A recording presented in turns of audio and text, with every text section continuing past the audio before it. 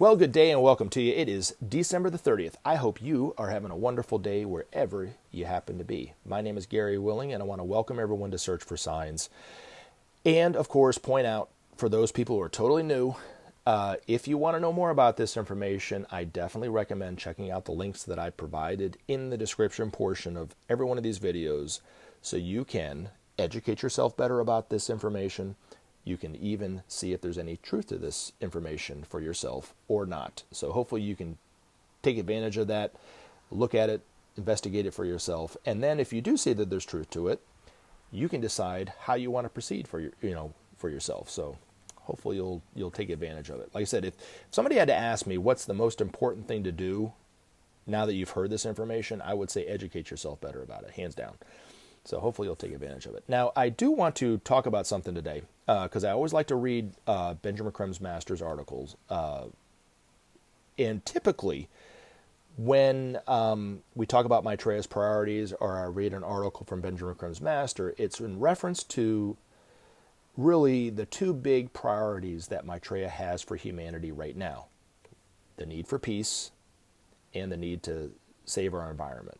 Both go hand in hand. They're both highly important, and humanity needs to start working on this too sweet, or it'll be too late. But he says the only way to really create peace is to share. And the way he puts it is, without sharing, there can be no justice. Without justice, there could be no peace. And without peace, there could be no future. Very simple, right? But yet, very difficult for humanity to take just the basic steps and start the principle of sharing.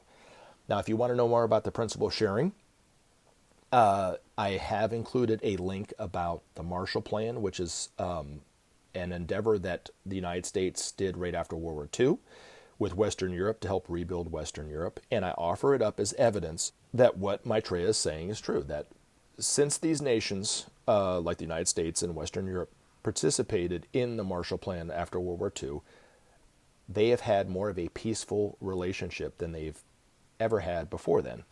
And even the peoples of those nations can travel easier to those other nations. So why is peace important? It's even important for the environment, because really we can't save the environment unless nations of the world start to trust one another better. So that's why it's so important. But that's not what I wanted to talk about today. I wanted to talk about another priority that Maitreya has, perhaps down the line a bit, but in and of itself a very important thing that humanity must eventually do, because it is a priority of Maitreya, which is the beautification of our cities. If you look at a city, might I say it's a lot like what Maitreya says about man's relationship with God. Okay, what he says is, let me explain.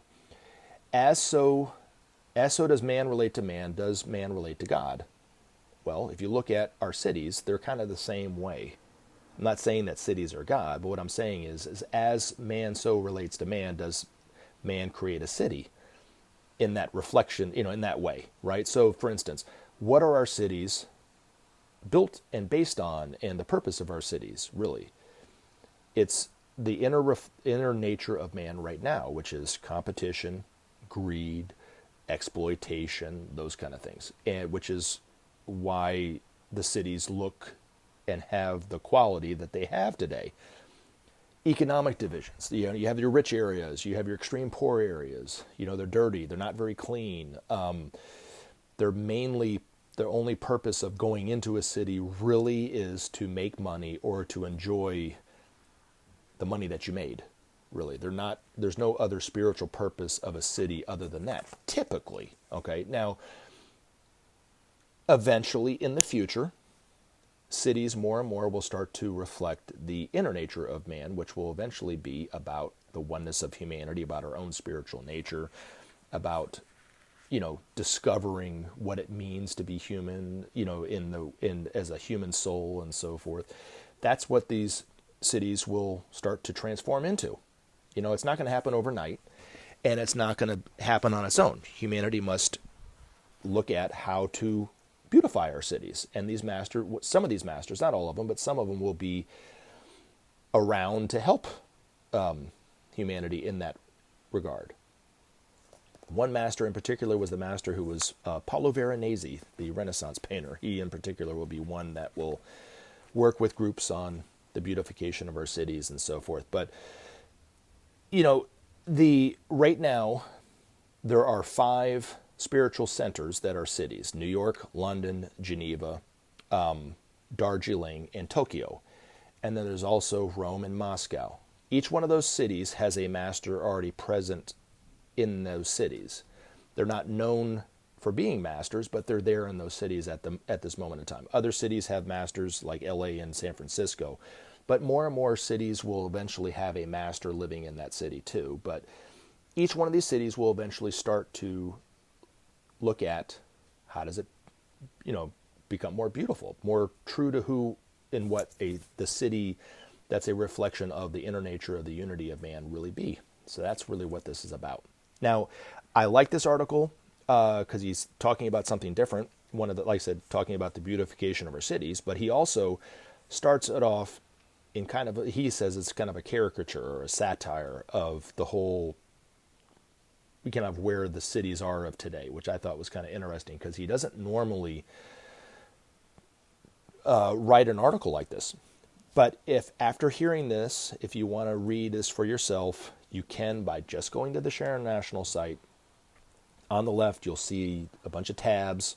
One of those tabs says Articles by the Master. Click on that, and you can read the article for yourself. Because I do think if you want to know more about this information, if you want to get the ideas of these masters and the priorities in a way that you can't anywhere else, it really, I would say the best way to do it is to read Benjamin Crime's Master's articles. So hopefully you'll take advantage of it. All right, now, what did he have to say about the cities of tomorrow? If and when a man of Mars lands his spacecraft on Earth and looks around him, he must surely be amazed by his surroundings. Unless his mission has taken him to the countryside, he will wonder how the people of Earth can tolerate the abject monotony and raw ugliness of so many towns and cities of the world. The teeming squalor of the poorest is matched only by the brash, arid rawness of the richest. Wherever one looks on Earth, it would seem office blocks like gigantic ants' nests cover the ground, surrounded by endless rows of near identical cubes in which the exhausted ants recover in sleep. Of course, our friend from Mars would discover there are exceptions to this ubiquitous, life-denying mediocrity. But he will find they are all relics of the past, proudly maintained and preserved as tourist pleasure grounds, while the local population make do in silent envy. The above is, of course, a caricature, but it is not for nothing that among Maitreya's priorities is the beautification of our cities. A city is more than just a place where money can be made and the fruits of the making enjoyed. It is a center, a magnet which draws groups of people together to heighten and enrich the consciousness of all. It is a place which the soul of the country which it graces can manifest and adorn the achievements of man everywhere.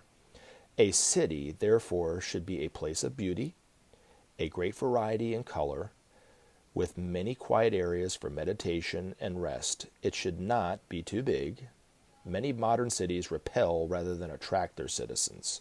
They should be open and welcoming to all, sharing the gifts with local and visitor alike. A city is a charged center of energy, which one different and expressing many different rays or qualities. Together they fashion the personality of the country and provide the opportunity for the soul of the nation to be expressed. When Maitreya and the Masters are working openly, the importance of certain cities will become clearer. As great centers of population, the coming science of energy will naturally blossom in the cities. The new science of light will transform the outer appearance of all cities in the world. The energy of light, direct from the sun, will flow into and from containers of various size, while the power of the shape will determine the nature of the energy needed and stored. It will, no doubt, take many years to transform the cities of today into places of beauty, which they will become.